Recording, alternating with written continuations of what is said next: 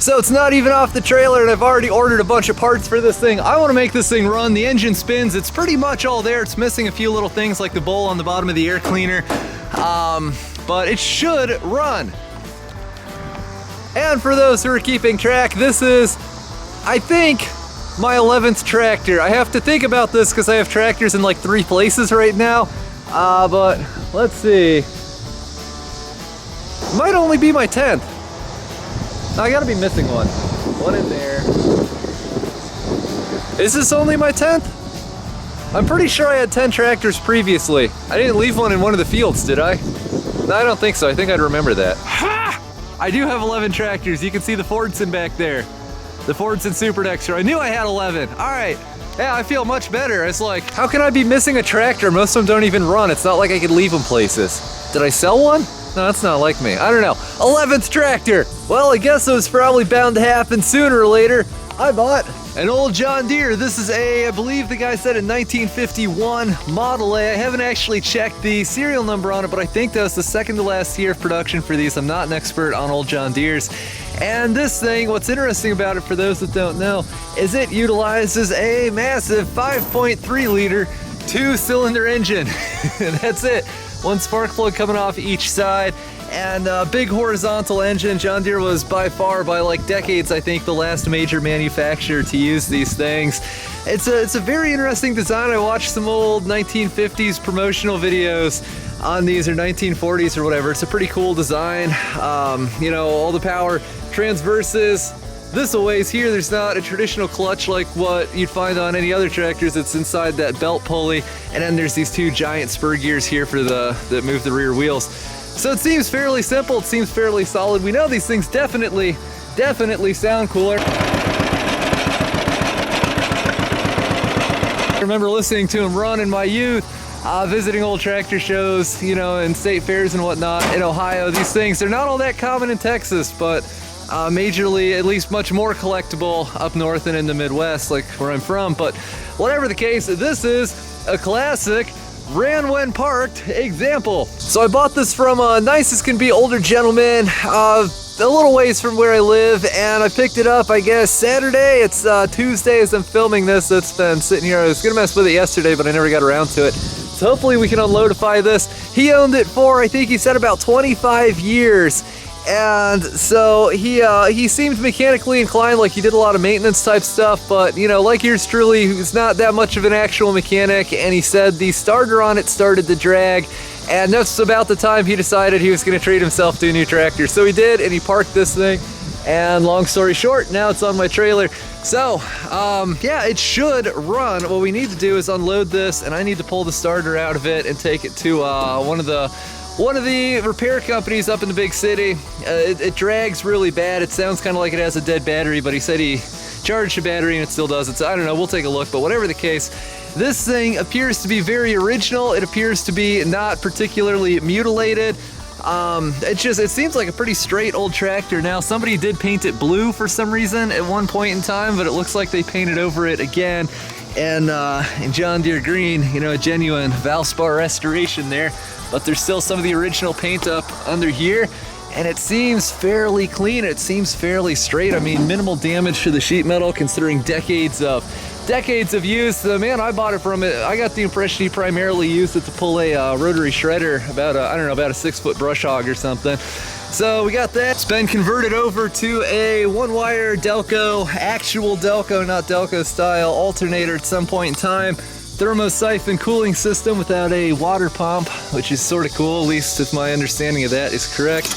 Belt pulley here. These used to be used back in the day to power like threshing machines and sawmills and whatnot. Kind of the reason why there's so many old farmers back in the day walking around missing fingers and arms. But, you know, we got this here. Let's see, still has probably the original headlights on this thing. I don't know if they work, and I'm still kind of trying to figure out how all the controls on this beast function.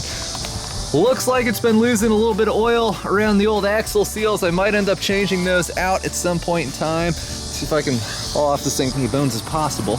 One rear tire is perfectly fine. The other, yeah, it was perfectly fine at some point. This is gonna be fun because the wheel with the bad tire on it is the wheel that is the rim that seems salvageable, whereas this wheel with the good tire on it, you can see it's got some rust damage up there, so that's gonna be fun to fix. Wow, look at the size of that old axle. This thing must have been quite the machine in its day. Now, there's, of course, the back of the tractor. Someone has installed what looks like, I'd say it's probably like a garage-built 3-point hitch or something. Evidently, it does work. It does seem, you know, a little crude in that there's no like side-to-side adjustment for the lower lift arms. They're just, I mean, you just kind of have to, that play is all you got. So I don't know what I'll end up doing with this yet. It's got hydraulics back here. Hopefully I can, that's pretty loose. So hopefully I can figure out a way to run this with a 3-point hitch somehow, and also to run a hydraulic remote. But between that and a PTO and a drawbar, I actually am hoping to use this thing. So hopefully that will all pan out. Somebody installed a more modern seat on here. I'll probably put that back to original. So here's the really interesting thing about these old tractors. They use a hand clutch. See if I can get this thing moving just enough to run over my foot.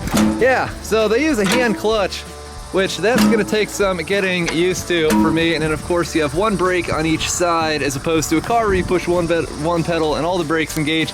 On tractors, most of you guys already know the brakes for individual wheels are separate, so that way you can mash on one and just kind of pivot the tractor around on one locked up tire. You can make a really tight turn at the end of your row of corn or whatever.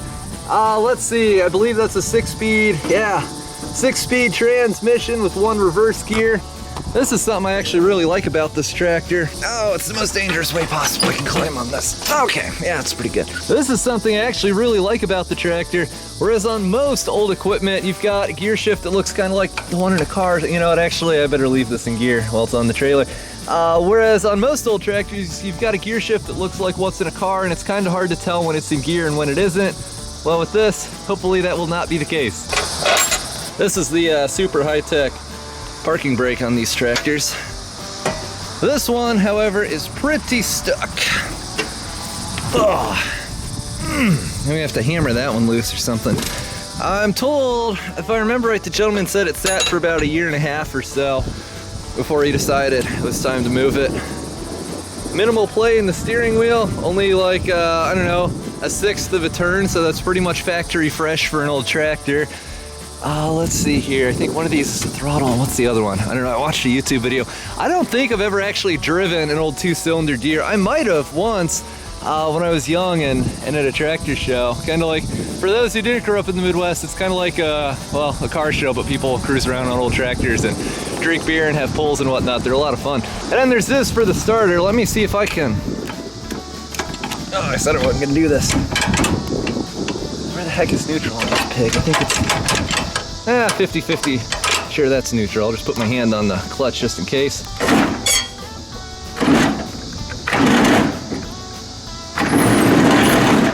Yeah, see, I mean, it'll kind of spin this engine, but not really much.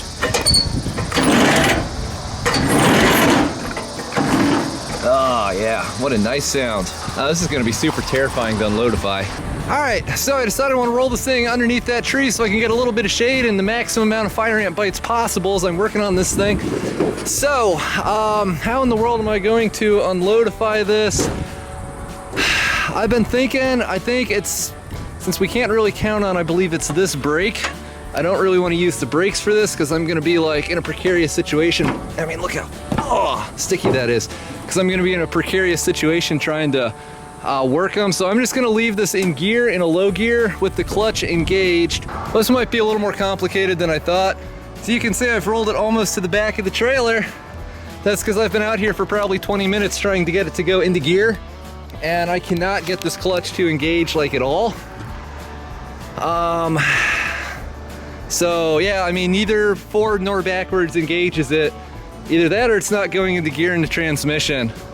But I cannot get them to link up at all, and since the brakes don't really work, I think I'm just gonna try to use the brakes anyway and tilt this trailer back and see what happens. I don't like doing things this way, but I mean, I realize I'm not a hand clutch expert, but like I said, neither way will make it engage. Well, I hope those brakes hold it.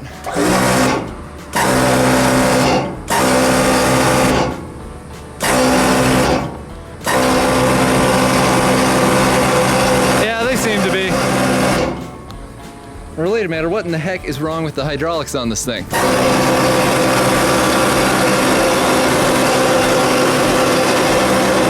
Yeah, we're fine now. Even if it starts rolling, it doesn't have far to drop. I think that's because all the weight's at the bottom of this, or at the back of the trailer. I know it doesn't look too steep on camera, but that's like Evel Knievel jump level.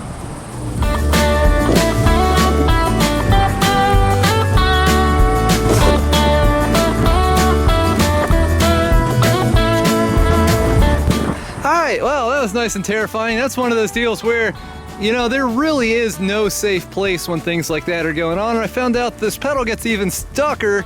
I'm pretty sure that's the word, stucker.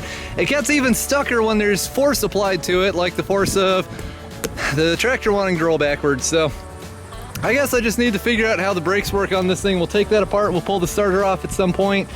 See if I can have that rebuiltified and go from there. So, whatever the case, I gotta figure out how that hand clutch works, or if this thing even has a functional clutch, because like I said, either forwards or back, it doesn't seem to be engaging the engine. Brakes don't work, missing air cleaner, hasn't run in, you know, a year and a half, cobbled wiring like every old farm tractor, but we'll try and get it going. So, whatever the case, guys, I just like to... This function is not available. I didn't ask for any function. I hope to actually be able to use this thing and make some videos with it. And yeah, just some odds and ends. I'm really looking forward to it. I'd like to thank you guys for watching this video. As always, don't forget to rate, comment, and subscribe for more. Have a nice evening, everyone.